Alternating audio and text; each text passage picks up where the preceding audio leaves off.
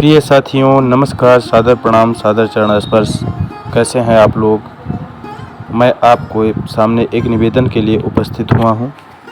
प्रिय साथियों, आज का हमारा टॉपिक है मनुष्य का वास्तविक कर्तव्य क्या है। इसी पर हम थोड़ी सी चर्चा करेंगे और समझने का भी प्रयास करेंगे। बंधुओं, मनुष्य इस संसार में जन्म लेता है, बड़ा होता है और संतान की उत्पत्ति करता है, धन कमाता है, बच्चों को शिक्षा दिलाकर उनकी जीविका का व्यवस्था कर देता है।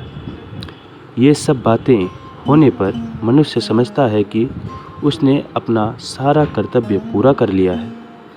बंधुओं, पर वो मनुष्य बहुत ही अंधेरे में रह जाता है, क्योंकि मनुष्य का वास्तविक कर्तव्य है जन्म मरण से छुटकारा पा करके भगवत प्राप्ति कर देना, भगवत प्राप्ति कर लेना।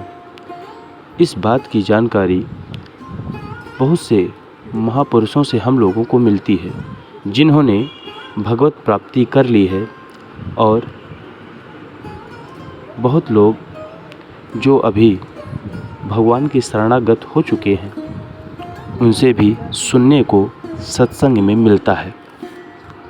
प्रिय साथियों, हमें अपने जीवन में महापुरुषों का संग भी भगवत कृपा से ही मिलता है। प्रिय साथियों, जिसका उद्देश्य होता है कि सभी लोगों का कल्याण हो। महापुरुषों का सिर्फ एक उद्देश्य होता है, स्वयं का कल्याण करना और संसार सागर में जो भगवत कृपा के विमुख हैं, उन सभी प्राणियों का कल्याण करवाना। यही महापुरुषों का कथन है और यही उनका उद्देश्य है। प्रिय साथियों, समझने की बात है, हमें अपने जीवन के कार्यकाल के साथ साथ भगवत मार्ग पर चल रहे महापुरुषों का संग भी करना चाहिए, क्योंकि हमारे जीवन का उद्देश्य सिर्फ धन अर्जित करना ही नहीं, बल्कि भगवत प्राप्ति करके स्वयं का कल्याण भी जरूरी है। प्रिय साथियों, हमारे जीवन में दो पहिए हैं, सुख और दुख।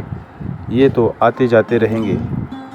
प्रिय साथियों, हमारे जीवन में जिस प्रकार से बिना प्रयास किए दुख आ जाता है, ठीक उसी प्रकार प्रारब्ध के योग से हमारे जीवन में सुख भी आएगा। अतः हमें परेशान होने की ज़रूरत नहीं है। प्रिय साथियों, हम लोग दुख के लिए कोई प्रयास नहीं करते, फिर भी हमारे जीवन में दुख बिना आए मानता ही नहीं। हमें अपने कल्याण के लिए जीवन में भगवत मार्ग पर चल रहे साधु संतों, महापुरुषों का संग भी उतना ही आवश्यक है जितना धन अर्जित करना है। प्रिय साथियों, हमें यहाँ भी बनाना है और ऊपर जाके भी प्रभु को हिसाब किताब सुनाना है। तो बहुत बहुत धन्यवाद, बहुत बहुत साधुवाद। प्रिय साथियों, हम आपको अगले कड़ी में मिलेंगे। तब तक के लिए धन्यवाद।